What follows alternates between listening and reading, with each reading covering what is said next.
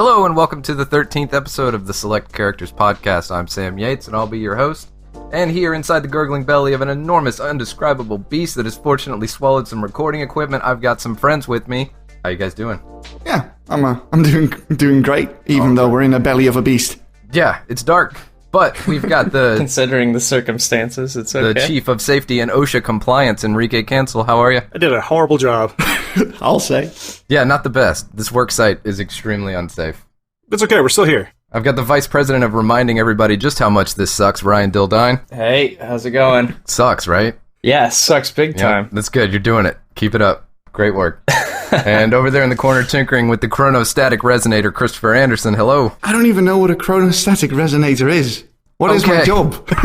Oh boy. All right. So we need some on-the-job training for you. Basically, it's how we got here and how eventually once we get out, we will find our way back. Fair enough. So I'm going to need you to work that one out. And until then, how about we talk about what we've been playing? Yes. All right. So another great week for video games. Let's talk about what we've been playing. Let's start with Enrique. I actually picked up Dying Light on the PS4, and I've been having a blast playing with a couple buddies co-op mode. Very cool. Very cool. I've heard good things. I was a little hesitant because it's made by Techland, the same guys that made was the Dead Island, and that game was very disappointing. But they fixed a lot of the issues. The combat's a lot more fun. The parkouring in the game is super awesome, and you get this really badass drop kick that once you get it, you won't want to do anything else to a zombie the rest of the game.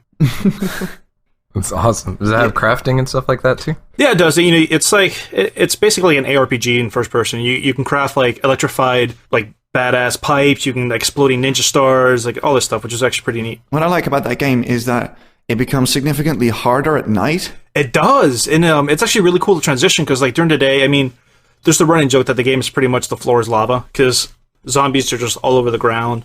And you're jumping from building to building, parkouring and all that. But when it goes at night, there's these things that I think they're called volatiles, which are like special mutated zombies that can just destroy you and wreck you. But at the same time, you also, if you actually venture out at night, even though it's more dangerous, you also get more experience and the chance for better loot. So there's a little bit of a risk-reward trade-off. So it's actually pretty cool. Yeah, I like that. That's a pretty cool mechanic. Plus, it looks pretty cool. There's like gleeful, gratuitous violence. Yeah, and like I said, man, it is like amazingly fun to play as co-op. Yeah. And might pick it up then. So do you like build a little, like a shelter or a place where like a whole base of operations where you kind of hide at night, or you gotta stay on your feet? Well, there's like safe houses you can unlock, and usually like when you first get to them, like they're overrun by zombies, you have to shut them down, like triple power switch, and then just kill all the zombies, and then it becomes your safe house for the day or for the night. Oh, cool. So you have the option to like sleep in a bed, and time will pass until morning, things like that. Well, that sounds pretty neat. Anything else? Yeah, it's cool. That's the main thing, and then a little bit of Rocket League for our video game book club, but we can discuss that later. Oh, I cannot wait to discuss that later. Yes. Yeah. All right, let's cruise on over here to my right. Chris, what you been playing this week? I've been doing this thing that makes every task that you have to do a lot more interesting and a lot more entertaining, which is this new thing called podcasts, and I've been listening to Hardcore History while That's I'm playing. Good one. Yeah, it's fantastic, and I've been listening to that while I'm playing Civ 5. I recently reinstalled it. So I've been having a bit of a tinker with that, and it's still really fun. I've always... Oh god, I had to install that. yeah, it's dangerous. It really eats away your time. It's weird because that was one game I could not get into. Like I think I'm the only person I know like who couldn't get into Civ 5. I'm with you. I'm with you. I don't know what it is. I played it. Is it too slow pace? I don't know. I played it for like half an hour like 2 years ago, and it just didn't hook me. So I was like, whatever, I'll play. I think I stopped playing it and played Saints Row 3. So maybe this is more about me than it is about the game. The problem I had was that every new turn you just got stacked up with all these like minuscule notifications that you had to handle. Yeah. That's what it was. It just felt like you can turn those off and automate half that, right? Okay, maybe that's the problem. Let me do that then. Yeah, and I'll get back that with kind you. of thing turns me off from games, though, because that's what turned me off from... Well, I used to play Rome Total War back when it was, released, and then I bought Attila when it came out a few months ago, and I couldn't get into it because it was like every turn, it was like, oh god, this is paperwork. Like, I don't want to do this. Yeah, and it feels like that stuff isn't... Like, when you make those small decisions, it doesn't have a huge impact or anything, so it feels really bureaucratic and... Mm-hmm. Like every new turn, somebody just dumps a pound of paperwork in your inbox, and that's like a bummer. But I don't know. I kind of like that. I kind of like that about Civ 5. It's a nice, calm, slow-paced game. I think it's just interesting. I usually pick Enrico Dandolo. He's from Venice, and his thing is that he can only have one city, or he can buy city-states with merchants. And that suits my playstyle very well, because I don't really like to, place a lot of cities all over the place. So I can sort of concentrate on one city, and they get more trade routes as well, so I get more money and stuff. And I really like doing that. It's a cathartic experience. What episode of Hardcore History are you on? I'm on the third one, I think. So I'm still learning about the hunt and stuff. But the way that guy speaks is so interesting. Yeah, it's incredible, right? The series, The Ghost of the Ostfront, is really incredible. That's an easy recommend. I'm going to listen to all of them. Yeah, World War I stuff between Germany and Russia, freaking awesome. And then there's one about Rome that's really good too. I can't think of the name of it off the top of my head though, but talking about Rome fighting Carthage and all that stuff. Yeah, I'm going to listen to all of them because I'm pretty much hooked. That guy is just so interesting, just the way he tells his stories. And it's very engaging, the way that he does it. Yeah, definitely one of my favorite podcasts right now. What else have I been playing? I've been playing the single player for Assassin's Creed Black Flag because I'm recording stuff to do a video on that. And it's been good. It's a huge step back in terms of mechanics from Unity, which obviously is mechanically superior. But the game is so well done. The atmosphere is so great, from the sea shanties into the vast ocean to explore and stuff. I love that game. It might be my favorite Assassin's Creed game. Awesome. Well, we will definitely stay tuned for that video then. It's going to be a goodie, I hope.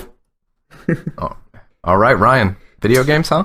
I think this week I pretty much exclusively played Rocket League, just because of the book club thing, and I'm working on a video for it, so there was a lot of interest in me playing it. So, I played a couple rounds of Counter-Strike as usual, played some Heroes of the Storm, but it was mostly Rocket League, which, we can save for later on if we want to. Yeah, game's burning it up right now, and it's good. We will talk about it.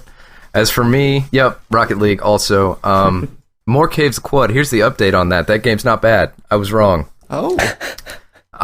I had to play it enough to get those, which I guess are two defining sort of roguelike moments, like the one where you're in a situation where you're pretty much going to die and somehow you miraculously save it by like digging through your inventory and finding like weird little tricks and stuff between your skills and inventory. And then the one where you're in that situation, but then a robot just caves your head in with a shovel and you got to start all over. So what I imagine it was just, I just bounced off the surface on it, but once I actually stopped and let myself sink in a little bit, that game's actually pretty good. I think you just kind of had a slow build-up? Yeah, kind of like that, and also just, when you're coming brand new to any sort of roguelike, there's a lot to figure out there, and maybe it's been a long time since I started a new one, and I just kind of bounced off. But once I settled in, it turned out pretty great. Okay, then. And nice. Let's see, also, I downloaded Counter-Strike because Ryan's always talking about it, and I wanted to see what was up with Counter-Strike these days. That game is clapping or fapping? Yes. The game is bananas, man. It's great. It's absolute craziness, man. The last time I played Counter-Strike was a Half-Life 1 mod. So it is very, very different now. But it's refreshing in a way to play a shooter where everything is so light. Yeah. Almost all the shooters, they build them as, it's got so much weight and the guns feel so heavy and all this. But Counter-Strike, it's just you're zipping around. Yeah. You throw grenades forever and everything has no weight to it. It feels so good. Like a palate cleansing kind of thing. But the hostages actually make me feel like a bad person, and there's chickens everywhere now. Yeah, the chickens are awesome. You get in deathmatch, you get points for killing the chickens, and in the operations they give. I think in the most recent operation there was I think it was a scout mission where they were get 25 scout kills or 50 scout kills or something. Chickens count. Yeah, and they're 5 bonus or something like that. Yeah. So it was more effective to kill the chickens, I think, than it was to kill people, which I thought was funny because you just had a bunch of people running around with sniper rifles trying to kill chickens. It's pretty good. It's just refreshing. I don't know how else to describe it other than that. It's just, the community's pretty toxic, which is a bummer. Yeah. But I think the key to that is I pretty much only play with a pre-made group. Mm-hmm. I've only played with randoms, I think twice ever since I started playing CS:GO. So it's I think I avoid a lot of that, and that's why I think it's such a great game. Because I'm sure if I had to play solo queue, I'd lose my mind. Yeah, I mean, I just kind of look at that stuff and laugh. You know what I mean? I'm not really offended by it. I just think it's hilarious that some people are the way that they are, I guess. Yeah. But that game's pretty good in general, man. Just a nice little palate cleanser. Yeah, it is. Just jump on and play a little Counter-Strike. And it was cool because I had this sort of skill set from playing so long ago, and then combined with that sort of hyper focus of learning something new, like those things melded together, and I did really good for like 5 or 6 hours until I started getting adjusted to the game now and started doing bad again. I think it's interesting that, because like when you're getting owned by somebody, you always get pissed off and check their Steam profile, and you'll see guys with like 50 hours and you're like, oh, okay, this guy's a smurf or something, but then you scroll down and he's got like 3,000 hours in Source or something like that, and you're like, okay, that's like, it makes sense. And I think it's just cool how the skill set has transferred over each installment of Counter-Strike to the current one. Yeah, the names of the guns are different, but I mean, basically, you're still doing the same kind of stuff. Yeah, it's very similar in terms of like mechanics. Like if you played 1,000 hours of Source, you're gonna feel pretty at home in Global Offensive. Yeah, even before Source, man, like way back. But it was good. Source was when I first started playing, but yeah, I know guys who have played since the mod, and they're like, yeah, it's pretty similar. I've never even played. It's good. Core concepts, man. That game is a lot of fun. Mm-hmm. So they tell me. And the new modes are pretty cool too. All right, and other than that, Rocket League. So we'll get to that later. So much Rocket League. And I think that about covers it. You guys want to do some topics? Let's do it. All right. I was recently discussing with a buddy of mine Dragon's Dogma, which is a game that we both played and we really liked for different reasons. And one of the things that I loved about it was the combat system, where with Dragon's Dogma, you do fight your stereotypical fantasy, orcs and undead, but you do fight these massive behemoths like dragons, wyverns, griffins. And the game actually has this really cool climbing mechanic. So as you're fighting these monsters, you can actually climb up on their backs, you can climb up through, on their arms. With the griffin, actually, you can climb on it as it's flying away and stab it at its wings and make it crash land. It was actually a really cool concept. And we kind of got to talking about, I guess, these kind of combat mechanics you see in games where you're fighting non-human enemies, especially the big monsters. And we were kind of arguing back and forth about when a game does that, how much should the game actually focus on the combat versus how much is being at secondary. And to give you an example, you have games like Borderlands where you do fight these massive monsters, but they're nothing more than just bullet sponges. Same thing with Destiny. Remember, Fogoth is one of the enemies that you fight in like the Strikes, who's like this behemoth monster. But again, there's no real skill to it. It's just a giant bullet sponge. And conversely, you do have games like I said, Dragon's Dogma, Shadow of the Colossus is the perfect example where there's very rich mechanic all centered around fighting these enemies. And I was kind of wondering what your guys' thoughts were on that. Yeah, I like that. I like fighting non-humans, and the larger the better, I think. Yeah. Which is why I'm looking forward to The Last Guardian, because you fight those huge techno dinosaurs, and you can take down each of them by shooting at specific points, or, each and every one of them seems to have a certain tactic that you need to adhere to when you approach them. And I find that very interesting. Borderlands 2 does it as well. Like, some damage works better against some types of enemies, like corrosive works better against robots, and, fire works better against flesh. And I like that as a mechanic. You have to sort of adapt to every situation, especially when you're fighting different enemy types that all, correspond to different types of damage. That can make every fight pretty intense. But see, I think Borderlands is actually on the opposite end of the spectrum, because, granted, some elemental, goes into play, but at the end of the day, you're still just unloading bullets into a boss, and, you're never really penalized for using something else. Oh, yeah, that is true. I don't think it's as bad in games where you're shooting stuff. I mean, the giant monster is always really cool to fight, and in games where you have a gun, like, of course that's what you're going to do, but the ones where, it's more melee focused and you just end up slashing at their toes and stuff, and there's no unique combat mechanic, that's a huge bummer. But I mean, even as far back as Zombies Ate My Neighbors, like, you're fighting the giant babies, you're still shooting them with the same water pistol as everything else, because you have a gun,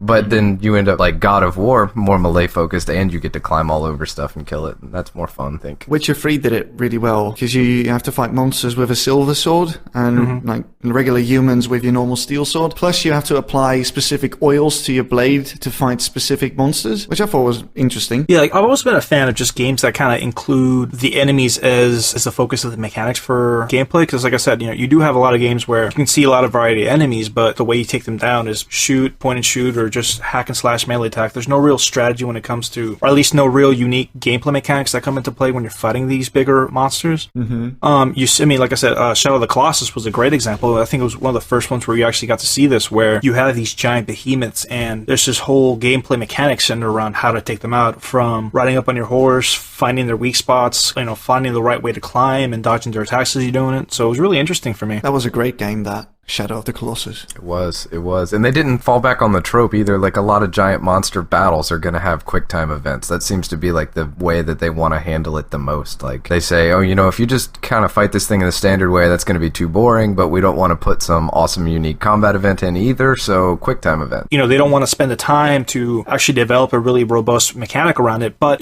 by implementing a quick time event, they do have, they're almost admitting that, hey, this is just very boring standard combat, so we need to do something in between. Well, they couldn't get away with that with Shadow of the Colossus because the big monsters, or the Colossi, I guess, were the only things that you could fight in that game. I think also around the same time, you didn't really see a lot of games with QuickTime events, did you? Was it Resident Evil 4? Sort of introduced them, and after that they became the thing. Resident Evil 4 definitely rocket boosted QuickTime events into prominence. There were so many of them. So many. But that game was amazing, so, I'll forgive it. It's just that the problem is that, then they were unique and interesting and exciting. It's just they kind of got overused. It's player retention, isn't it? Give the players something to do during a cutscene. But it doesn't. That's true. But it doesn't really add anything to the game because you're not really focused on what's happening in the cutscene, like in terms of dialogue or stuff like that. You're just constantly on your toes, like, oh god, any second now, I might have to ram A until Kingdom Come. But they were in the regular game as well, which in a game like Resident Evil, where you want to sort of invoke a perpetual sense of tension, like making you feel like you might have to hit a button at any time, adds a lot to the atmosphere and makes it stressful. Like, at least you can say that was a decent implementation, even if the quick times themselves are a little bit of a bummer.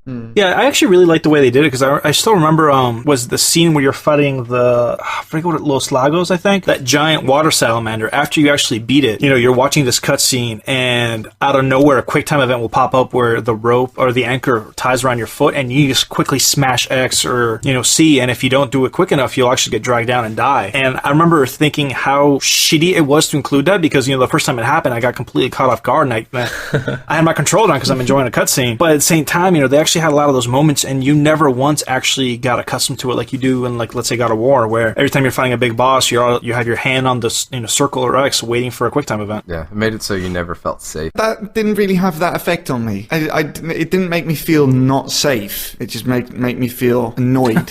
And uncomfortable? Yeah. Well, not uncomfortable because the game's atmosphere was uncomfortable, but uncomfortable because I couldn't fucking enjoy this cutscene because I have to ram a sequence of buttons, and if I don't do that, I die and I have to do the entire fucking thing again. That's annoying. Hey man, that's life as Leon. Bringing it back a bit to Dragon's Dogma, because this was actually an amazing game that I love playing, and I guess the reason I'm hopping on the combat system so much was like that grabbing and climbing mechanic. It was primarily used when you're fighting like these bigger creatures, but at the same time you could use it in the everyday gameplay, and it really kind of made it very refreshing. I remember there's an area in the game where you kind of go into this underground pit, and it's this tower that just spirals all the way down, and the lower you get, the more difficult these enemies get. And I remember, I think we went there around level 2 or 3, and I got one shot by a couple of zombies, but I think after messing around for a bit, I realized that grab mechanic, you could actually also grab onto enemies. So what I ended up doing was I would just charge a zombie, not let it hit me. I would grab him and I would just throw him off the edge into the pit, and I did that for a good 20 minutes, just working my way down at level 1 and level 2, fighting these level almost 30 boss mobs, and I was literally just grabbing them and throwing them off. And I thought it was really neat that they actually let you use this mechanic that was mainly used to fight these bigger bosses on a smaller scale in everyday gameplay. I haven't played this game, but I know one of you has. Dark Souls. Does Dark Souls do something like this? Like special mechanics for special types of enemies? Kind of. Most of the bigger boss monsters, you're just basically slashing away at the ankle. Yeah, exactly. Yeah. It doesn't really do anything especially unique or interesting to make the larger enemies feel compelling. They're compelling more from the fact that you look at them and go, oh crap, that's huge and awesome and intimidating, but actually gameplay-wise, not really. Oh, okay, because that game sort of struck me as the type of game that would have that stuff in it, but alright, never mind. Yeah, that is kind of a bummer, and that would be interesting. Some of them have a little different mechanics, but it's not like you can climb on anything's back, or, the size of the monster doesn't add a significant amount of value to the combat system. Fun. That game is fun. It is, but for different reasons. It falls short in that. It's more of a visual thing, fighting the giant monsters, than it is an actual, like, compelling gameplay thing. I think it's hard to make fighting giant monsters compelling, because I know like with Guild Wars 2, they wanted those giant bosses that they have all around the map. They wanted to make those common, but in the end, it, like you guys said, it was all just slashing at ankles, and it's like it seemed like it was really difficult to make a giant boss fight interesting, because you can't have the giant, running around the map the whole time. But if they stay stationary, it gets kind of boring too. Yeah, and the things they did in Guild Wars 2 were like pretty cool, but there's no reason a monster a quarter of that size couldn't have done the same abilities. Yeah. Like the giant dragon you fight that comes swooping in and lands on that hill, and you got to run up to it and kind of fight it, or the one in the swamp. Like, it's a big dragon and is doing cool stuff all over the place, but you attacking it is exactly the way you would interact with anything else of any kind of size. I was like, it just kind of took me out of it, because I felt like this dragon should just step on me, instead of making a circle of whatever and I have to dodge that circle. It's like, I don't know, it took me out of that moment, because I was like, I don't feel like this is how that fight would really go. Yeah, and it's fun. Yeah. They had some cool mechanics in there, like you got to man the gun to shoot the dragon down so everybody can attack it and all that stuff. But the thing is, none of that ties directly into the size of the monster. They're not capitalizing on it gameplay wise. It's just a visual thing. Yeah, it's just the size is there to be like, oh look, it's big, so that must mean it's a boss. I know as much crap as Evolve gets for like its DLC policies and all that, the combat system was actually really cool in the way they implemented with, it's a shooter, but everybody has a different style gun, different abilities, and you have these giant monsters that get bigger as the match goes on. And again, they actually added really interesting like combat mechanics and strategies on how to take each one down. So that's something actually I did appreciate from the game. Yeah, I did like that. I played the beta, and I liked that everybody had a role, and every single one of them was useful in any type of situation, which I quite liked. I'm hard pressed to find examples of games that use that monolithic size of the monster as an opportunity to showcase a really cool or unique environment or combat mechanic. Because there's Dragon's Dogma, there was Shadow of the Colossus. Shadow of the Colossus Evolve. I mean, you don't really see that as much, and I don't know if that's just because maybe it's just difficult to have these extra resources to come up with something, and if it's just easier to have it just be a regular mob with just a bigger size. Could be a little of both. Wasn't it Mega Man where you had to jump up to the head so you could shoot him in the head? Yeah, that did that. For a couple of bosses. Yeah, I can call that a simpler example, but at least it's something. Like, there's a little bit of platforming involved to get up there. There's like some interaction on it. Yeah, at least there's a head nod to the fact that, hey, you're fighting something that's huge, so you're not going to be able to just like shoot it in the feet. Right. And that's what I always found a bit dissonant about World of Warcraft, especially the Dragon Soul raid. I mean, he's Deathwing. Why doesn't he just, I don't know, slap his paw down and end it within 2 minutes? I mean, I do give them effort for trying, though, because it was actually a really cool concept. Like the fight with Deathwing, I don't know because I'm assuming Ryan and Sam haven't really played like World of Warcraft, but Deathwing is this gigantic,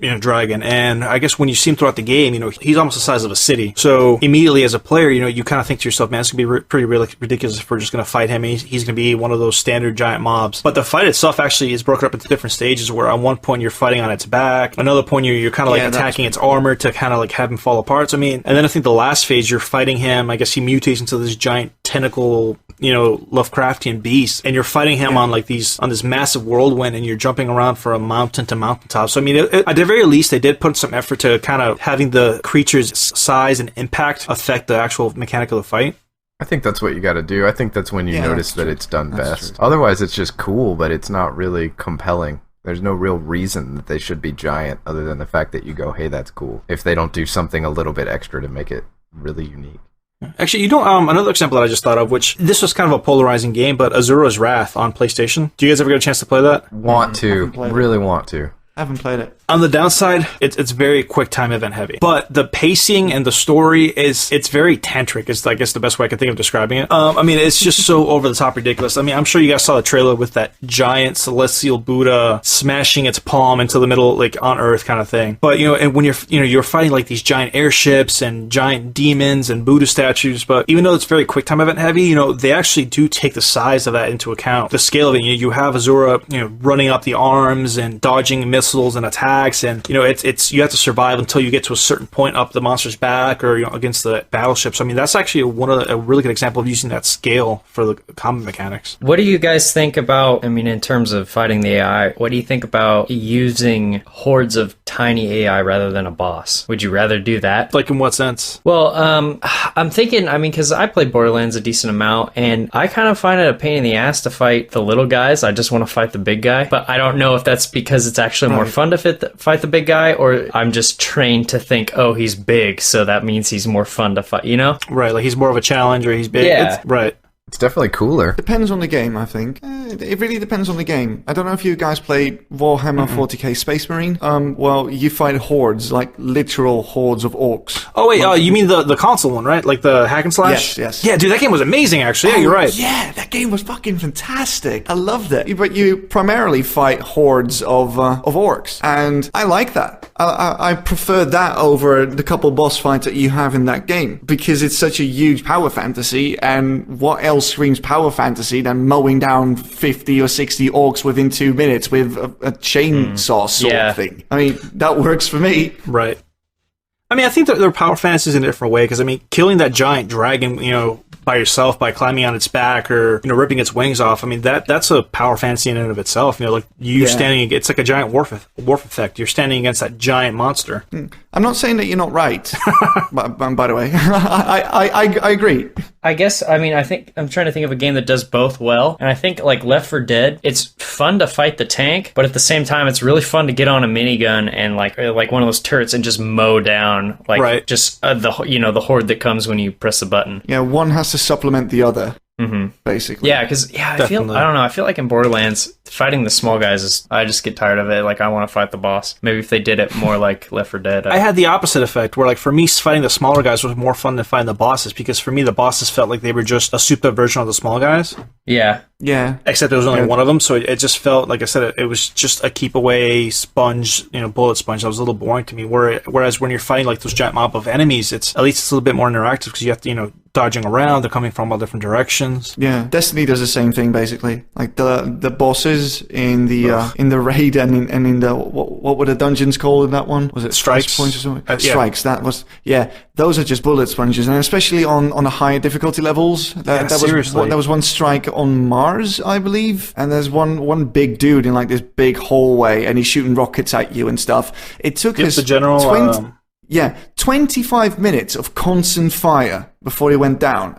The mechanics didn't change at all. The fight didn't get harder or easier. It was insanely static, and he was just a major bullet sponge. That was boring. Yeah, I think that's, we were talking about Guild Wars 2. That's where a lot of the bosses, I think, fell into in that game. I think I don't know, Sam, if you remember this, in the Norn starter area, that big ice worm thing you had to fight? Oh, God. Yep. The worm you fight at the very end? Yeah. Yeah. So I think that was like a big boss done really well, because it used its body, even though it was stationary, it still used its body to do like the attacks. Like, it would do that thing where it would wind up and you would have to dodge while it swung its body around. And I think that was an instance of Guild Wars 2, like, doing a really good job with their giant boss. But then you fight the Shatterer, who, as long as you stay out of the red rings and hurt his ankles, you're good to go. You would win. Yeah, it's different things. I like the way they did the giant boss in God Hand. I don't know if you guys played that one for the PS2. Wow, oh man. Nope. That had an amazing soundtrack. I don't know about the soundtrack, but that game was a lot of fun, and it's like a beat 'em up, but really, really good. Really tight controls, really crunchy. You play it all the way, and you get to the end, and then the boss sort of turns into a giant dragon, and that's the big boss fight in that game, is the very, very last. And so that was pretty compelling. That was a good one. It's like a beat 'em up, but good. The game's great, man. I highly recommend it. And it was used as a culmination sort of thing. It's not like him being huge was any sort of, I don't know, there weren't particularly unique mechanics to it or anything, but it was just as a culmination of everything made it interesting because it wasn't overdone. Yeah, I think the context definitely matters though. Like, you don't want to have games where like these giant enemies are just, par for the course. Because I think in God Hand it worked, because I think that was the only enemy that you fought that was at that scale. Everybody else was just regular sized people. Even the final boss before he became a dragon was just a dude. The topic I want to talk about with you guys is competitiveness in games and if it makes the game less fun, because I'm like I've said before, I'm pretty competitive and I like to get into the competitive side of games, and ultimately that's what turned me off to like League of Legends, was it got too competitive and it was too much, like I've said before, homework to keep up with the competitive scene and all that stuff. And so I just want to know your guys' thoughts on if there's a limit maybe to how competitive a game can get, or if just the idea of a competitive game turns people off in the first place. For me, a game becomes more interesting once I discover that it has leaderboards, like ranked stuff. That will make me instantly want to play the game more, because I really love competitive stuff. And you can make it as complex as you want. If I like the game and if there's ranked stuff to be done in that game, I will take part in the meta. Definitely. I love that. I think that a game has to be a certain amount of competitive in order to stay good, but it also has to be, like, as you break through those skill ceilings, getting higher and higher and higher and becoming more and more competitive, not everybody is going to get to the top. And not everybody is going to stay at the bottom, and it has to be an engaging and fun experience for like every tier of player as you go up. And most of the time they do that through what you're talking about, like leaderboards or rankings and stuff. That way you separate off the people who are higher skill ceiling from the people who are lower, hopefully making it a fun experience all the way through. But if the highest skill ceiling achievable is relatively low, then that game's not going to have any legs, because people are going to run into it. They're going to be like, okay, this is all I can do. I can't get better than this. And then, what's the point of playing at that point? How do you feel about games that, I guess, go above and beyond to cater to that competitive group? Like a game, for example, like StarCraft. When you're playing StarCraft, it actually divides players up into like the Bronze, Silver, Diamond League. And, the idea is sound where you're pitted against people that are similar skill levels, but at the same time, I do think it kind of creates this gap between players as well. Well, it's really the only way to keep everybody happy, isn't it? Because if you threw them all in one big pool, like, nobody would be happy. Yeah, the people who are insanely good at a game won't be challenged because they'll be matched up with people who are less good, right. And vice versa. Like, new players might get matched with people who basically treat the game as if it's their job, and so they've got no chance. So, yeah, putting it in separate leagues is a pretty good solution to that problem. But I think the best players at a game at some point stop having fun at it, and they only do it because they're the best at it. And I've like, that's happened a decent amount, like in the League of Legends pro scene. Pro players have stopped playing and they've retired because they say, I just don't enjoy playing anymore. But the only reason they played was because they were really good at it, and it, brought them money and that kind of thing. And I'm just I can't figure out where that line is, where it stops, where the competitiveness overrules the fun, or overrides the fun or the enjoyment of it. Because I mean, when I was playing League of Legends, it's like I wanted so bad for the longest time, like 2 years, I wanted so bad to get into like gold rating. And when I finally did, I was like, okay, this isn't quite as fun anymore because I reached my goal, and I was like, I'll just keep going as high as I can get. And then I got to like gold 3 or something, and there was a moment where I was like, I think I'm done, like this isn't enjoyable for me anymore, it's too much work, and I just quit, and I haven't played League since. Well, that's what the line is, isn't it? Like, the moment you stop having fun. Ryan, was there a specific moment that made you stop and say, you know what, I can't do this anymore? Or was it more of a gradual progression that you just started losing interest in the game? Well, it was a progression, but it was a very quick one. When I got to gold, I was really pumped and I wanted to keep going because I was like, oh, next goal is platinum. I want to get to platinum. And I think I was in gold 3 and I lost my promos into gold 2. And I was like, I just sitting there and I was like, I don't want to do that again. And I just kind of cut it off at that point because the promos previously, like, I don't know how much you guys know about League's system, but my promos into gold, it took me 7 times. Like, I lost my promo series 7 times, but I never fell below like 80 League points. So I was always knocking on the door of that promo series. And when I was in gold 3 and I lost my promo to gold 2, I was like, I don't want to go through that whole series again, like that whole just losing and then being right there and then getting back in and losing again. And it just, I don't know, it just lost interest to me. And the game wasn't enjoyable enough on its own for me to want to keep playing. It was just me being competitive that drove me through all of that. I don't know. See, I've gotten to a point because I used to be very competitive. I mean, even when World of Warcraft, like the PvP scene can be like very hectic, and I actually think it's less competitive now than it was back then, because I remember, and I don't know if you got into this, Chris, but remember like the titles that you would get through in Battlegrounds, and you actually have to actively keep playing to hold your place, because if you just stop playing for a week or two, your ranking would immediately start dropping, and other people would surpass you. So I mean, that became like it was like a job. You constantly had to be logging on, making sure you kept your kills and your victories up high to keep your title and your rank. But now I'm in a place where I find myself the minute I get to a game that has like that competitive tier, I just lose interest. Not in the game itself, but I just have no interest in that competition.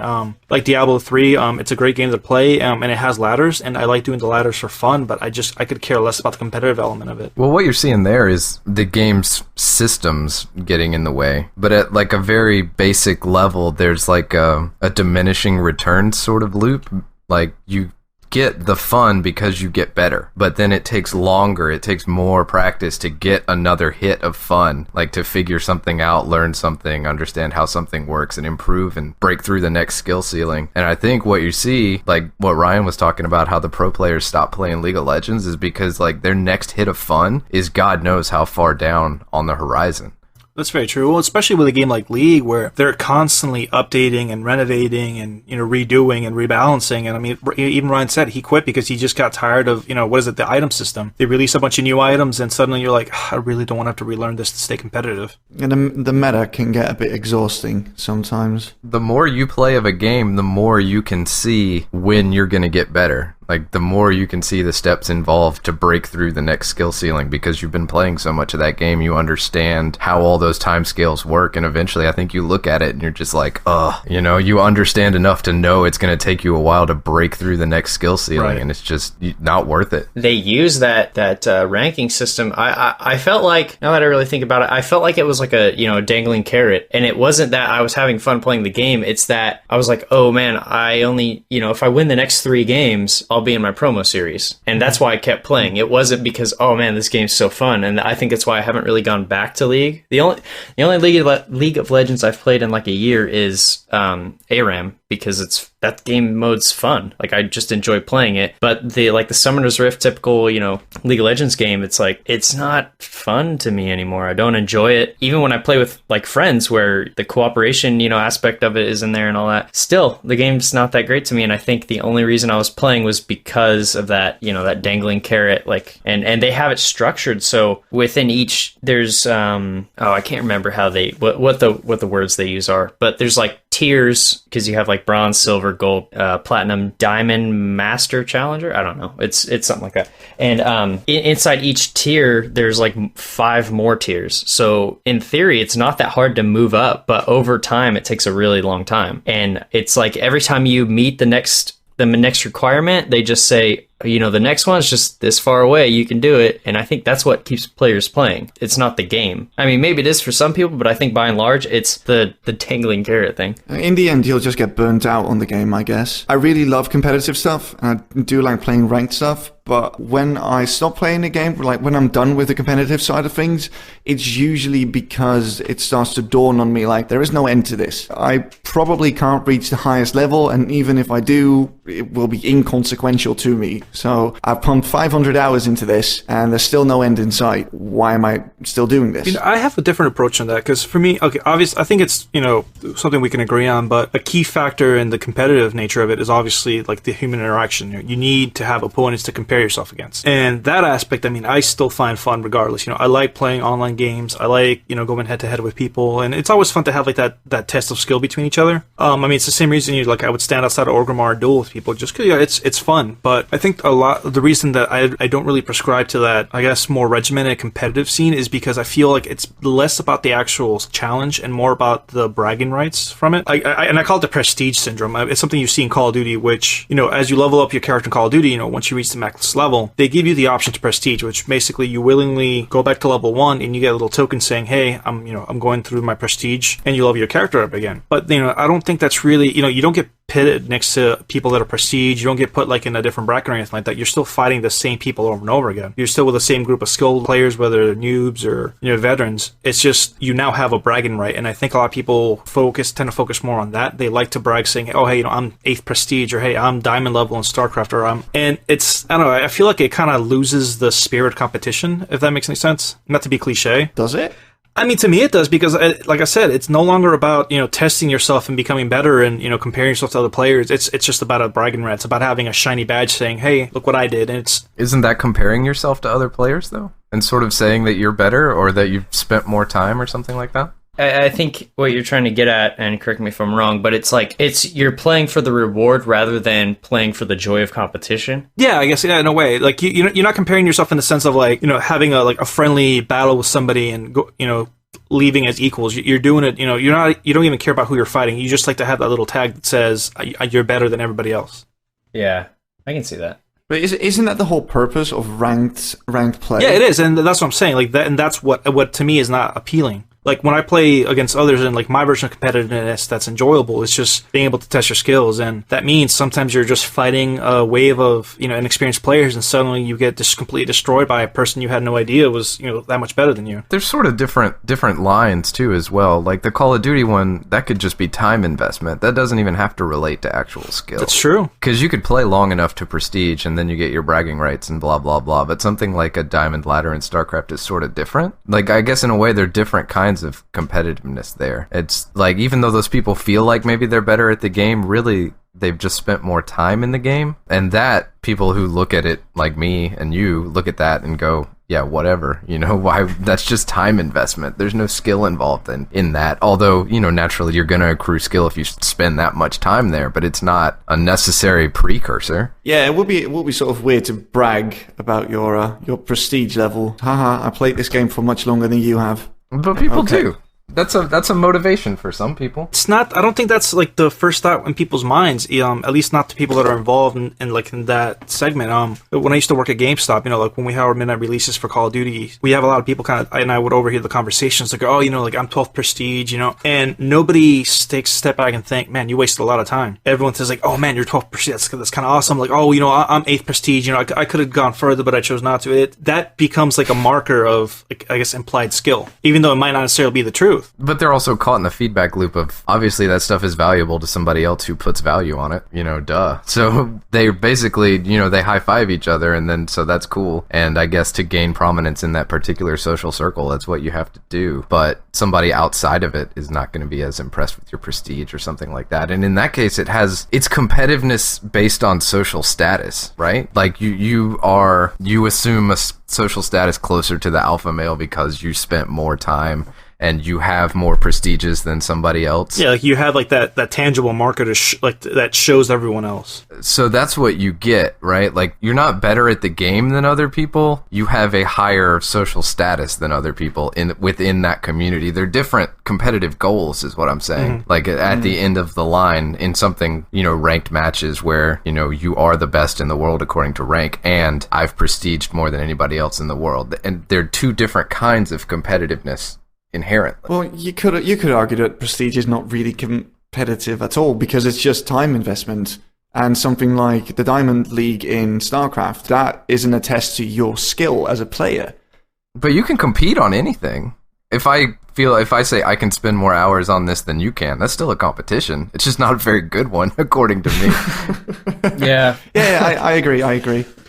Yeah, but I mean, I guess circling back a bit to, I guess, Ryan's initial question, there definitely is that line, and you see it very clearly, and I'm sure we've all experienced it at times, where you're investing so much in a game that it stops, you stop playing it for the enjoyment, and it almost feels like you're going through these motions of researching, putting it, you're trying to figure out, if I put A into B, how am I going to end up at Z, and it's a very weird element to kind of get into. But don't you find that fun? No, well, that's what I'm saying. Like, there's, when you start playing a game, like Sam was saying, what were you playing, the, Counter-Strike, when you have like that, almost like naivety when you walk in, you're first figuring out how everything plays, there's like this chaos you're really enjoying. And I think there's almost and that's when you get the fastest hits of fun. Yeah. That's when you get the fastest skill gains. Yeah. And I think, but there's almost like this bell curve that eventually you're going to reach this plateau, and it's going to start, downgrading, where you've, I guess, taken every fun aspect of it, you could, and it's suddenly not becoming fun anymore because now you're trying to, I guess, min-max your approach to the game so you can be competitive. Yeah, but I really, really enjoy doing that. When I first started, again, like for instance, Rocket League, not going to talk about it too much, but it's a good example, right? When I first started playing the game, I saw people flying through the court, you know, and taking really, really cool shots at a goal and actually scoring. And I was really, really impressed because I wanted to do that. And now I'm slowly learning how to do stuff. And I've made a couple of goals that really make me all giddy inside. I'm actually getting better. And as I get better, I start to enjoy it more and more. And I'm going to hit that wall. It might be tomorrow, might be next week, might be in a year or so. I'm going to hit that wall where the competitive side of things is not going to be interesting to me anymore. But usually, the better I get, the cooler the shots I make get. Yeah, but you're still in that learning curve where you're going uphill and you're learning these skills, and that's why it's fun. But you can get to a point where you're gonna, I guess, maximize on everything you can learn, and it's just gonna become a very tiring, tedious task of just trying to beat the opponent. Everybody floats up and they settle at different levels as far as skill ceilings, and which directly relates to competitiveness, right? And eventually you'll find something that you just can't do, and how much time you're going to try to do it, you're going to decide it's not worth it. Or, you know, you're going to hit the level of all as good as you can personally get at that game. And then I think that's the point where people fall off. That's the point where I fall off the most. Like, I love games in the very beginning. That's when they're the most fun to me. And then I just race up, you know, like if 10 is the best in the world, I'll race to 6 and I'll be like, yeah. And then I'll see like the distance to 7 and I'm like, you know, I liked it better when it was fast. I was constantly learning things and everything was fresh and new and trying to piece all this apart. And so I know that I'm never going to be like the best in the world at stuff, but I love the very beginning stages of that loop. One of the biggest draws to games is just figuring out what's possible in that game space. And I think, like with a game like League of Legends, like that's what hooks people is, I mean, it's a fun game to learn how to play. But I think when you really get the hang of the, you know, basics of the game flow and the items, when they just introduce a bunch of new items, they're not giving you new things to learn. They're just they're pretty much writing out like, this is the different way to be as good as you are. And you have to you have to learn it, you know, you have to memorize it. And it's the building is the fun part, not the refining. Yeah. You're not building anything. You're just changing how you do something, you know, and grinding it down and honing these skills like very carefully. That's not the fun part for me. And I think that's why I've been able to play so much Counter-Strike and not get tired of it, because I play with, like I said, I play pretty much in a 5-man pre-made every time I play, and it's for some reason it doesn't get old to me, and I think it's because we don't really study the meta game. We just go and play, and we are constantly learning new things based on what other players do. So I think we kind of found this cool spot because like when I started playing, we were all, there's a group of probably 15 guys I play with. We were probably in, I think, Silver 2. So we were like some of the worst players. And now every single one of us is Master Guardian something. So it's a pretty big improvement from where we were. And none of us study the metagame. And I think it's because we're in that constant, like we enjoy it because we're in that constant state of learning new things naturally rather than having to study a metagame. And I can count on one hand the times we've gone into games and like actually practice smokes and practice different grenades and spray patterns and all that stuff. And I think it's we just play the game. And now, like I said, we're stuck in that kind of infinite, always learning phase. And that's what makes it fun. You found a level of competitiveness that works for you. Yeah, I think just based on what we've all kind of said in different ways, I think the general consensus is that I guess competitiveness is conducive to fun as long as there's an element of discovery within it. And I think when you get to that line when there's no more discovery and it's just a matter of taking all the tiles that you've been given and I guess it becomes a numbers game where you're just rearranging them over and over again to min-max your approach and beat, you know, the next person's combination. That's when you start seeing the fun element of it taper off. I agree with you. Yeah. I disagree. I like refining stuff. I really do. That's where I get the most fun. Well, you are the completionist in the group. Well, I'm just really competitive, and the moment where I sort of you know it sort of dawns on me that I'm really competent at what I'm doing, that's when the fun for me really starts. because then I can actually focus on the minutia of the game. When do you think the fun for you ends? After I sunk so many hours into the game that I just want to play something else. Okay. Yeah, well, that's where I reached with League of Legends. Yeah, I got to that point and I was like, because I'm not gonna lie, it was fun for me to compete like that because I just enjoy competition. But like you said, I sunk so many hours into it, and I was like, I reached my goal, and I was about to set another goal, which would probably take the same amount of time. And I was like, do I really want to do this again? And the answer for me was no. So fair enough. To each their own, I guess. All of it's fine. If you just like competing for the sake of competing, that's fine. If you like to compete because you want to be really good or you want to be better than somebody else, that's absolutely fine too. Just depends on who you are, I guess. Yeah. Or is that a bit too esoteric? I don't think so. I think that competitiveness is fun in general. It's just that different people get tired of it at different times along the competitive cycle. And the people who are the best in the world are just the people who never got tired of it. It's what I said to you, right, Sam, earlier this week when we first started playing Rocket League. I remember saying something to you along the lines of, I like this game, but now I saw that there are ranked leaderboards in there, and now I really fucking love this. Yeah. I think that's funny because when I discovered there were ranked leaderboards, I was like, man, I really like this game. And then I discovered that and I was like, man, probably all my friends are going to get into ranked and I'm not going to like it as much. That's interesting. Yep, the moment I saw that ranked leaderboards, I stopped playing the casual mode. But we will get into that a little bit. We will. Yes. With games in general, there's a sort of conflict between you want them to be easy to pick up and play, but you also want people to play them for a long time. And wondering about how those concepts interact and sort of how accessibility can take away from longevity or whether they are even completely separate deals and what's going on with all that. Thought you guys might have some thoughts on the issue. Well, I think in terms of longevity, I've found that the more simple the game is, the longer it lasts. Even outside of video games, like a game like checkers is really simple, but people still play it. Which they shouldn't, because it's a solved game. Yeah. But I mean, like... Is it? Yeah, it's a solved game. Like the last World Championship was just a tie. That's a fact. Well, then a game... Well, see, I mean, I guess... I'd like to unsubscribe from checkers facts. Yeah. I mean, well, think about like any type of racing game. Racing games are still being made, but in the end, it's just trying to come in first. Yeah. And you can add in all kinds of extra stuff, like Mario Kart's an example of where they've added a bunch of different power-ups and that kind of thing, and different quirks to different maps. But in the end, you're trying to get first, and that goes for every racing game, and that's why it's fun. I mean, but going back to the snide comment about checkers in the World Champion, it does bring up the point, though, that when you have a game that's so easy for the sake of accessibility, it kind of limits your option on gameplay. So I feel that in the long run, after a while, you get enough people to play it, they get what they're going to get out of it, and there's nowhere else for them to go, so they'll eventually drop it. But that's the thing, isn't it? If it's very accessible and easy to pick up, dropping in and dropping out becomes very simple. It might be very simple to learn, and after a while, you got out of it what you wanted to get out of it. But because of its simple nature, it means that the player pool will be a lot larger. Yeah, but I mean, can it last, though? I don't see why not. People still play Mario Kart. People play the new version of Mario Kart. You don't see almost anybody playing the original versions of Mario Kart.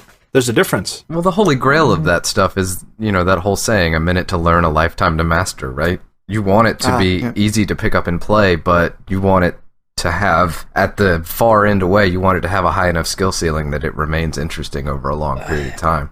And going back to what Enrique just said, I mean, my fiance and I, we play Mario Kart Wii on a regular basis, even though we have access to, what's the Wii U one? Mario Kart 8? Yeah. Yeah. So we still play Mario Kart Wii, and I play Madden 04 still, because, I mean, at its core, it's still football, and I kind of think, why buy the new one every year? But I have an attachment to Madden 04, and my friends and I still play it all the time. And it still keeps us entertained, even though it's a really old game. And I think that's because it's not relying on any weird gimmicks or anything like that. It's just football. But it is very skill-based, that game. Yeah. Do you think the longevity from that one comes just from the fact that this is what you guys play, and that in that case it's not really tied to the game at all? It's just tied to the longevity for Madden 04 for you. It's just tied to your social circle more than any components of the game itself. I don't think so, because we've played newer versions of the game, and it's just, I guess that's the one that's most accessible to us because we have it. Mm-hmm. And it's the one that you know. Yeah, it's the one what we know. It's the one that we know, but it's like at its core, Madden 04 is not that different from Madden 15. You know, It's all still football. Obviously Madden 15 is much more advanced in terms of graphics and mechanics and physics and that kind of thing. But like I said, at its core, it's still football, so it's still fun, and we can go back and play it without desiring anything else. But I mean, to draw a comparison, take Smash Brothers versus PlayStation All Stars. They're both similar style games where it's franchise characters fighting against each other. But PlayStation All Stars was a phenomenal flop, and at least from my own experience, for me, I realized that PlayStation All Stars just didn't have that skill ceiling, I guess, that Smash Brothers have, like to quote Santhara, where easy to learn, easy to learn, difficult to master.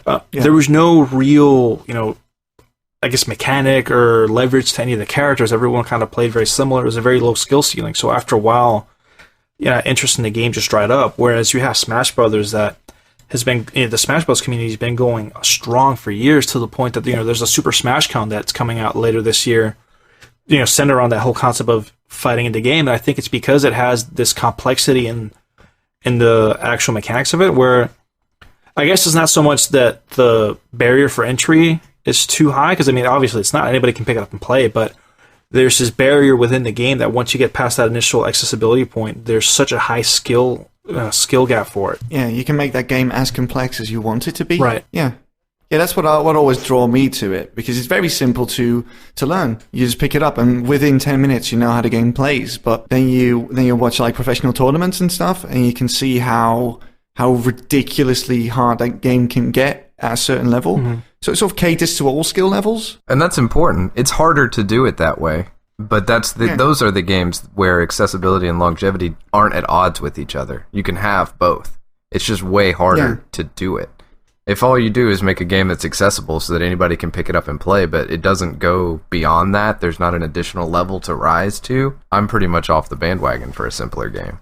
Right. I know it's a big complaint against World of Warcraft, for example, where people are saying the game is too accessible now. They've dumbed down a lot of the mechanics, and as a result, you see subscriptions steadily declining. Granted, they could also be, there's a myriad of other factors. There's also the fact that the game's been running for almost 10 years now. Yeah, and closing in on 11 or 12 now, I believe. Yeah, so that could very well play into it. That after a 10-year lifespan for a game is pretty unheard of. So it's normal for counts to drop, and they don't have to. That's what's weird about World of Warcraft. They don't have to appeal to that lowest common denominator.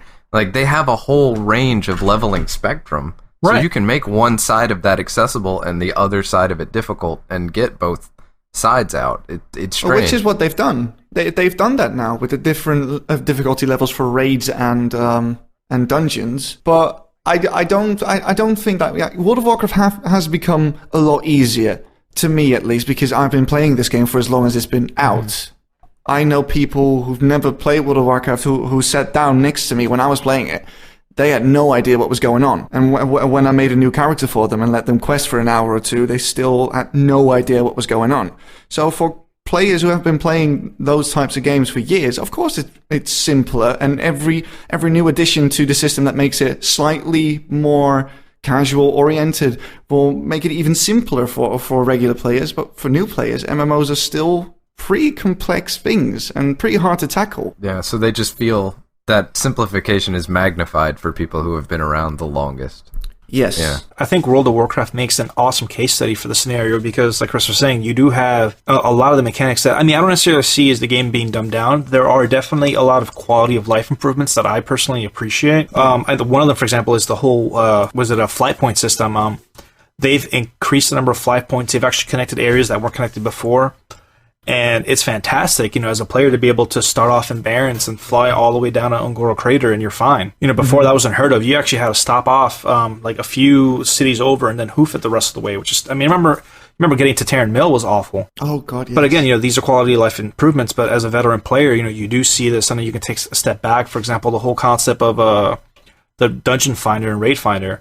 The idea that you don't even have to actually interact with people, and it's just simple to just hit a Q button and then wait for it to pop and you can go in. There's no effort involved in actually finding a group. That's definitely one aspect that's been dumbed down a lot. Yeah, but it's been dumbed down for the better, I think. I mean, I don't know if you can remember that, but I remember standing in Orgrimmar just constantly spamming the trade chat for people to go to a dungeon with. That wasn't particularly fun. No, I mean, I agree. And like I said, it's that line between quality of life improvements on a game like World of Warcraft, but then there are people, when you get into dungeons, they argue that a lot of it's just been dumbed down. People don't need to learn their class anymore. You can just kind of roll your face on the computer and like on the keyboard and get through an instance just fine. Yeah, on the lower difficulty levels, definitely. But on Mythic, that becomes balls to the wall hard. And I guess obviously those changes take away from the longevity for the players who have played it forever. Do you think that there's a certain point where it also takes away from the people who that accessibility was meant to draw in? Do you think that once they're there and they sort of progress through because the game is now more accessible, that they actually fall off sooner because of the changes that were made? I mean, that's the question now, isn't it? Does dumbing a game down too much hurt it in the long run? You make it a lot of people entering the game because there's no barrier for entry, but at the same time, when there's nowhere else to go, what keeps them around? Yeah, well, I think it's, if you take a game that was initially complex and you start dumbing it down, yeah, it's going to hurt. But if you have something super simple that people just enjoy playing, like, is there really a way to dumb it down? I know we're going to talk about this later, but this is a perfect example, so I have to bring it up. But Rocket League, the game is stupid. I'm going to go out and say it. The game is stupid. There are really no mechanics whatsoever. It's just get in your car, drive, and hit a ball, and you play soccer. That's it. And it's fun as hell, and it's fun because it's so stupid and simple. But at first, do you think you're going to be playing this game like 2-3 months from now? Yeah. I don't know. I honestly don't know either, but if I was going to, it's because it has everything you just said, but then there's also a lot of room to learn new things, discover new things, improve on certain skills. Is there? Because I noticed, of the physics system. All the cars are the same. You don't actually level them up or anything like that. There's no difference in which vehicle you're using, which arena you're playing on. It's just, it's mainly a cosmetic change. So at the end of the day, you're still playing the exact same game mode. Yeah, but the complexity comes from that basic bedrock. Like, all of a sudden, you start working on things like evaluation of like where the ball is going to be and patterns, and like learning how to fly and how to move and adjust yourself. And so there's skill in that. You can feel yourself get better at that. And even though the game is easy to jump right in, pick up and play, I don't know how much longevity it'll have, but I know it gets some additional legs from being able to like increase your own skill noticeably. So do you think that, I guess, by the developer, I don't want to use dumbing down because dumbing down has so many negative connotations, but I guess by a developer streamlining or simplifying yeah, the mechanics of a game, it frees up that internal energy, that initial energy players use when they're first learning, and it frees them up to actually start coming up with their own, way to play later on? I think it's possible. I mean, what you're looking at is just the route from first play to mastery. Like, how long is that road? What stops are along the road? What transitions are involved within all that? And it's just the fact that a lot of games, in order to be accessible, are simple, and the road to mastery is short, and then therefore that game doesn't have any longevity. Specifically in the case of Rocket League, it's easy to pick up and play, and the road to mastery seems to be, from my eyes right now, at least long enough that you play it for a while. But I think that that's the drop-off point. And I think that that's the trade-off that you have to make, is you have to make it simple yet complex. And the various factors that sort of go into that can be different for every game. Well, you have to offer somebody a really interesting base game with the added option of making it as complex as you want it to be. Yeah, that's a good point. The optional sort of nature of it. Yeah. You don't have to, but you could if you wanted to. Yeah, you get to choose your level of engagement, and if you want more is there for you. If you don't want more, okay, cool, no big deal. Have fun the way it is.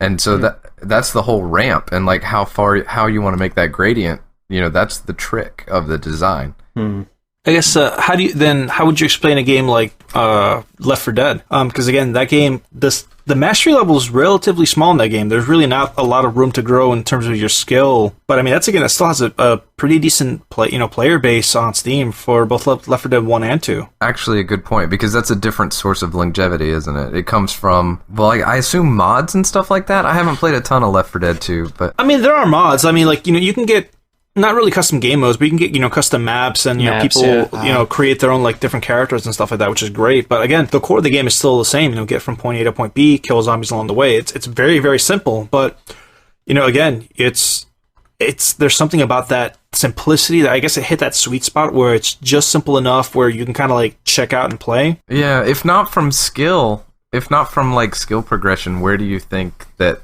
Left 4 Dead gets its longevity from? Like, somebody who's been playing it for so long. Is it the people they play with? Yeah, or? I think it's the people you play against. Well, with and against, because, I mean, if you're playing with people, you either want to get across the level as fast as you can, or you want to stop the enemy team as fast as you can. Outside of doing it instantly, like, you can't be perfect at that game, And so that's where the longevity comes from? Yeah. The refinement of getting better at it? There's room to improve all the time? So if you're playing, if you're playing as the infected, unless you are stopping them right outside the gate every single time, you have room to improve. So, and I think that's where the longevity comes from. It's playing with and against other people. Isn't it also the procedural generation in that game? Because they call what did they call the AI? The director or something like that? Yeah. Every level might be the same in terms of aesthetic and in terms of the route that you have to take. But there are slight variances in where the enemies are placed and how many enemies there are, or when you're going to face a horde. So it sort of keeps it interesting. I mean, maybe you could also get longevity from something like that. Like, just by fulfilling a specific kind of emotional niche. This is the thing that I like for this time of mind when I'm feeling this way. Right. The need for murder. Yeah. or the need for, like, quiet contemplative strategy, or the need for, just wasting time. Yeah, or the need for speed, very specifically. Yeah. I mean, maybe that's what it is. Maybe you get a lot of longevity out of that. If not by the core mechanics of the game itself, but just from the way it fulfills, like, your needs in those situations. Yeah, a game is as long as you're having fun. Like, the moment you stop having fun, done. Yeah, it might as well be over. So again, this is a completely personal thing. How long you're going to play a game depends on how long you want to play that game. Yeah, I think that's interesting that you say that, because you see I've seen on Reddit a couple times, somebody will be like, my grandfather has played 15,000 matches of Free Cell or whatever on his computer. And it's like, well, I freaking hate Free Cell. Like, I don't enjoy that. But it's like somebody did, and that's what my granddad did. My granddad had a notebook, and he had a number for every Free Cell game that there could be. And when he beat it, he would cross the number off in his little notebook. Yeah, my grandma, she has played solitaire 3 or 4 times a day since I can remember. So at least 20 years. I can't even imagine how many games she's played, but she goes back to it every single day. So, I mean, I guess it is personal too, right? Yeah, I guess routine makes longevity. And yeah, she never loses. Yeah. Like, there's no variation. She never freaking loses. But I guess so. It is pretty personal, because I couldn't sit through one game of solitaire. Or at least what you see from those examples is that longevity isn't necessarily tied to accessibility in any way. It's tied to enjoyment. Right, yeah. It's like a personal factor for you, and it doesn't matter how easy that game is to pick up or put down as far as its longevity. It's just you. That was a good point, by the way. Routine. I think routine is one of the reasons why I'm still playing Hearthstone. Yeah, that could be it. I mean, I guess simplicity ties into that extremely well. Yeah, it's just a very simple game is a lot easier to have it become a routine. So, we had a really hard time not talking about Rocket League the entire episode. So now we're finally going to talk about Rocket League, because we've been playing a shit ton of Rocket League over the past week. Sometimes together. The game is so stupid and fun. Oh, God, yes. It's really good. I didn't expect that I would like it as much as I do now. Yeah, it's just fun. Like, it's just fun. That's... Yeah, it's pure and simple in the fun. video I'm doing right now, that's just me. That's all it is. I just go, it's just fun, guys. That's it. I mean, like the game, I don't know, it's like Top Gear meets FIFA. Yeah. I can see that. No, anyway, it's that episode of Top Gear where they all played they played soccer with like the little mini coops. Oh, yeah. True. Yeah. Yeah, it's basically that. Yeah, and like it's funny because I mentioned earlier that the game really has very, very little in terms of like depth and skill cap. I mean, disagree with you there, sir. Yeah, Sam's probably going to argue that, there's all this stuff you can learn, but I mean, the game is just, drive around in a car and hit a ball into a goal and, every now and then drive up a wall and shoot yourself through the air. And it's very simple, but because of it, That will be selling it a bit short. No, it's actually a pretty accurate description. Dude, I mean, play the freaking pro aerial training and then tell me how that this game is just driving around. Yeah. Well, I'm not saying it's a bad thing. I'm just saying that it's so simple at its core that it's just fun. That I will give you 100%. At its core, yeah, you're right. At its core, it's driving a ball into a goal. That and I think that's why it's fun. But there's added stuff on top of it that makes it even better, like freaking rockets and boosts and driving on the walls. Yeah, like the boosts and like the jumps and like you said, like the fact that you can do like that aerial training and switch directions midair on a dime. Like it's so chaotic. I think the beauty of the game is even if that stuff wasn't in. So say your car could drive around and jump and do a rocket boost just to get speed, not to redirect in the air or anything like that. It would still be a fun game. I mean, the game is, even from square one, even driving that car in a straight line on flat ground is fun. Yeah, it feels good. So, I mean, that's building block number one, and they nailed it. You know what I really like? The kickoff at the start of the game or after each goal. Because it's 2 or 6 or 8 people just driving to the center and just throwing themselves in the general direction of the ball in hopes that they hit it. That is hilarious. That never ceases to make me smile. I think a really big strength that the game has, like Sam says, it has like that initial building block where it just sets the tone for what the game's going to be. Mm-hmm.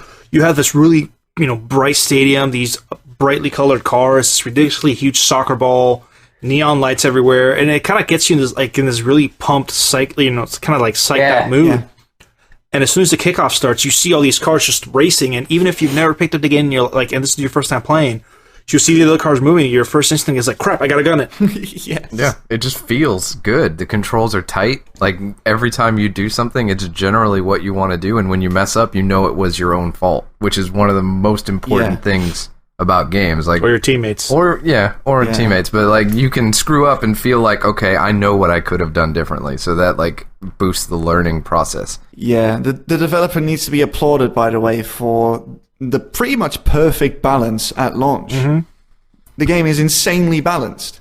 How could it not be? Do you think, because like I mentioned this earlier, but like the cars are essentially identical. Like all you get is like an aesthetic difference to them. There's a little more than that, but it's same not hitbox, don't they? The hitbox is a little different. It's slightly larger hitboxes on some cars, but it's a very tiny amount, so it's negligible. Mm-hmm. Yeah, I mean, like you don't really have any option like in terms of like upgrading your car. You can't upgrade speed, air control or boost speed or anything like that, or handling. Everything's the same across the board. Do you think it would make or break the game if they actually included those options, or if it had those options in? I wouldn't. No, don't put those options in. It's fine as is. It's absolutely perfect. Yeah, I don't want progressions. All I want is more hats. Because it's you're playing with the same toolbox as the other players. And that's where a lot of the beauty comes from, is that we all have basically the same thing, and it's how we use it that makes us better or worse players. This was with you, by the way, like in one of the matches that me and Sam played, right? Mm. I was just driving around, I had $ on my rims, I had a crown on top of the car, and I had a gingerbread man as the antenna, and I thought to myself, this game's fucking awesome! Yeah, that's when I decided that it was like my favorite game this year, is like when I was able to put money rims on my car, the crown, the money antenna, and then have money come out of my freaking jetpack. Yes. I was like, this is the best. Like, this game is literally money. the detail on that thing is pretty brilliant, by the way, because when you're just driving around normally, it just spouts coins. Yeah. But when you boost, it turns into bills. Yeah. It's great. And I love that. I love that they kept like this kind of like zany, wacky theme to it. And rather than going through like a hyper realistic route, they just kept it ridiculous, which is freaking amazing. I feel so boring. I turned all that stuff off. I don't have an antenna or a hat. I like the car. Oh, come on, I know. dude. I got a top hat earlier today. I got so many hats and flags, and I don't know. I like just the car. My rockets are now like lawnmower stuff. There's grass coming out of it, and when you drive around. You know, I'm also surprised about how well balanced the AI is. For the most part. Yeah, maybe. I don't know. I had to play the season thing to get the achievement, but I had an AI dude just push the ball straight into our own goal from half court. Like no boost, just straight beeline, straight push the ball into our own goal. Wait, that sounds like the online experience actually, because that happens more often. Hell, I'm pretty sure I did that like when I first started. I've done that, yeah, probably more often than I score a goal. I'm not good at Rocket League. You know, and actually, that brings up a really good point, though, because I wouldn't say I'm good at the game, like, by a long shot, but I'm still having, like, an insane amount of fun, and that sounds like something very, very special you don't really see in games, because for the most part, you almost feel like games do tend to penalize you, and I guess in the fun department, when you're not good at them. Yeah. But this game kind of just gives you, like, this blank canvas where you could be the worst player in the world, but you're still just so caught up in the atmosphere of it. Yeah, losing doesn't matter. It doesn't feel bad to lose because the act of playing the game in itself is fun enough. Like, if you win, that's great. If you lose, whatever. Had fun. And it was only 5 minutes, and might as well fire up another one. Try to end on a hit. I think that's what keeps me from, like, because I'm so competitive. That kind of thing would normally make me mad, but it's like, it's 5 minutes. I lost 5 minutes. It's not like a MOBA where I lost 45 minute. Losing. It's like, oh, whatever. We got killed. I lost 10 minutes of my life. Who cares? Yeah, exactly. You can just play this game, when you're waiting on something for 5 minutes or something like that. Yeah. It's great. Yeah, quick rounds. It's a hoot. Playing with you guys was a lot of fun, too. I haven't really played a lot of online multiplayer stuff, but I've really started getting into it since we started doing this thing, actually, playing games with you guys. I think it feels like a couch co-op to me. Like, when I play with other people, like I'll play with people on TeamSpeak, and it's so goofy, like the stuff that happens, and it's so unpredictable that I feel like I'm playing any couch co-op you want to say, but it just kind of gives me that feeling. And there's so much like just camaraderie to it. Like I'm playing with you guys, and like I just get the ball slowly rolling in front of the goal, and then don't get it, and I'm like, yeah, they got it, and then you rush in and knock it in. I'm like, yeah, of course he would. That's my guy. Yeah, it's edge of your seat type stuff. Like, everything in the game can get so tense. And speaking on that, though, I'm sure you'll run into those people that are just hyper competitive and just be dicks to everybody. But for the most part, because I actually unfortunately didn't have the chance to play with you guys because my schedule, but I played random matches with people online, and it was still fun as hell. Like, everyone just had this very lighthearted air to them. The biggest problem I have is with the people that leave. There's always just people dropping out, and it sucks. Yeah, after the first, I mean, if we're losing like 8-0 and you want to drop out, I don't really care. But if it's like after the first goal, it's like, why? Yeah, a lot of people tend to do that. Like, if there's a goal within the first 20 seconds, like, somebody will leave. And I don't like it when it happens on my own team, but I don't like it when it happens on the other team. Yeah, it's bad either way. Because it's no longer a balanced game. Winning doesn't feel great anymore because the odds are tipped in your favor, which is not what you want. And also, you're going to be here longer watching all the replays from all the goals that you got when you were 3-on-1 or whatever. So, like, nobody wins. I don't like that. I hope they solve that in, like, a future patch. Yeah, I think I saw somewhere they were going to add a penalty to at least leaving ranked. I don't know about regular games. Yeah, great, because I just play ranked. And if somebody on my team leaves because somebody from the other team scored, then, there's no way to catch up. Yeah. That's annoying. But it's a great game. It's well polished, like all the fine details. Chris you remember all that stuff you were pointing out to me about the colors and stuff? The ball changes color depending on which side of the court it's on. Oh. So it gives you like a visual cue so you know which side of the court you're playing on, and that's especially handy when you've got the ball camera on. Mm-hmm. And also, the color of the trail behind the ball changes color depending on which guy from which team hits it. So it gives you a lot of information Interesting. without you actually having to pay attention, which is just great design. I'm just very appreciative of the cursor that you constantly have under the ball, so you could always see where it's going, where it's going to land. Yeah. And the wider it gets, the closer to the ground it is. Yeah. And the game there's so much going on screen, there's so much chaos that the game actually is very conducive to you just being able to focus on everything at once. I think there's Rocket League hit like a perfect kind of walk on that tightrope of, one side is unpredictability and the other side is kind of planning that, what you're going to do and what your teammates are going to do and that kind of thing. And it's like, no matter how carefully you plan, like, the ball's going to bounce over there and I'm going to drive up and hit it into the goal, something unpredictable can always happen. And the unpredictability is frequent enough that you expect it and you're okay with it, but it's not so frequent that you feel like it's all random. Yeah. So like sometimes you'll hit the ball into the goal perfectly like you plan, and then other times somebody will freaking swoop in and wreck everything. And I think that I just think Rocket League walks that line perfect. Yeah, it sort of feels like you could manage it. It sort of feels like, okay, this is unpredictable, but I think that I could get a handle on this and make it. Yeah. Not like that. Yeah. But it's really difficult, to do, obviously, the actual execution of that. But it does feel like something that I think it's like the perfect example in this game in my mind is like the start, like the kickoff thing, where it's like, if I hit the ball in the exact right spot, it'll go straight into the goal. But it's probably not going to be that way because everyone, there's all these other factors because everyone else is playing.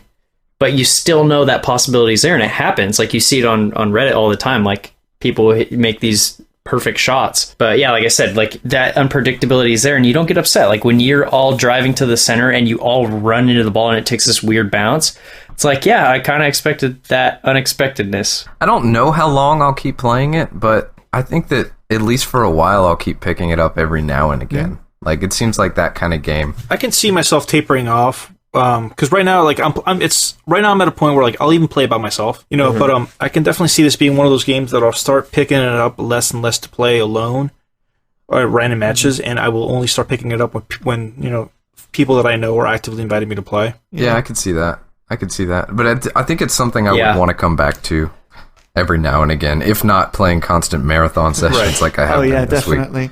Yeah, this is definitely a game that is better with friends. I played a load of matches on my own, but the matches that I played with Sam were the best. Just hilarious. By Absolutely far. hilarious. Yeah, by far the best. Yeah, it's fantastic. It's a good one. Well, any other further thoughts on Rocket League for anybody? No. It's fun. I want different music. Like, there's just, I think the whole soundtrack consists of 2 or 3 tracks. Yeah. And I'm sort of done with that now, so I'd like more. I only know that the vocal track with the chick at the start, and then that sort of rap music that plays. I wouldn't mind being able to put in your own soundtrack. Oh yeah, that'd be cool. Well, you can do that by, turning down the music volume in the game and starting up something on iTunes. I mean, you know what I mean? I mean, like, actually built into the game where you could upload your own tracks. We have the technology. A couple of suggestions that I've seen that I really liked were, one, that the ball should drop from the ceiling instead of the kickoff thing. like foosball? Yeah, that'd be cool. And then the other one was that as an item you should be able to customize the explosion that it makes when you score a goal. Oh, yes. Yes. I thought those were both good suggestions. What I liked was, I don't know if I saw Psionics talk about this, but either they or someone may have mentioned it on Reddit, but they were talking about adding different game modes, like different sports. Ooh. And I thought that would be kind of interesting, like hockey, where the ball never... Golf, yeah, all day. Yeah, golf would be awesome. Think about it, like golf, 100%. Hockey, basketball, like water polo. That would be really cool. Water polo. I want to play golf so bad, man. Like, just like a ramp, or maybe like a small course you have to take to get up to the point where you hit the ball. Oh, yes. Oh, man, that would actually be really cool. Yeah. Basketball, too, though. That could basketball be, would be baseball, something like that. Yeah, kickball? Oh, my gosh. Oh, that'd be great, man. I hope they go that far. Oh, so much potential. And it's got so much potential because the basic part of just driving that car around is so good. Yeah, it's so enjoyable. Yeah, I was actually thinking the other day, if they just put a race mode in, I'd be totally cool. Like, I would play that. Yeah, they nailed it. They nailed it on the most fundamental level, and that was really all they had to do. Yeah, it's a good game. Cool beans. So, all right. But yeah, the video will be out before this podcast, so if you have not watched the video, go to Select Characters Podcast on YouTube and watch it. All right. Because I work hard. Yeah, Ryan does great work on the video stuff. He does, definitely. So that was Rocket League, and that was a blast. And for the next week, I have chosen a game for us to play, and I've chosen the Stanley Parable. Ooh, yes. All right. So it's a good week for it. You can pick it up on the Humble Bundle for, like, I think $5 right now. And Cool. It's got a lot of interesting narrative stuff going on that I can't wait to talk to you guys about. Get that, pick up on that, and for you listening, if you want to play, go grab it. Send us an email, selectcharacters.gmail.com, and you can add your thoughts to ours when we get into this segment next week. And that concludes episode 13 of the Select Characters podcast. Thank you, as always, very much for listening. If you want to suggest a topic, if you want to ask a question, we will read them on the air. Send us an email at selectcharacters@gmail.com. Find us on Facebook or Twitter. Stay in touch. We'd love to hear from you. Thanks a lot. See you next week.